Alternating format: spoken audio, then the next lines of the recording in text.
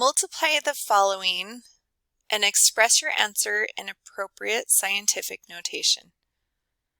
So when we do this, it's kind of like if we have 2x times 3x.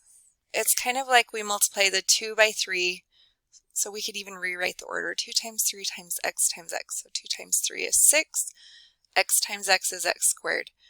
Well, we're going to do similarly here. We multiply the 1.1 and the 7.8, and then we multiply the 10s together.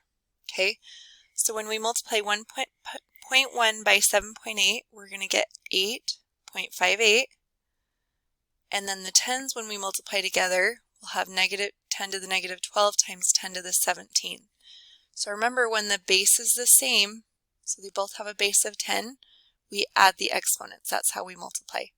So we'll have negative 12 plus 17, which is basically like minus 17 minus 12, right? So we'll have 8.58 times 10 to the 5th, and that will be our final answer on that one.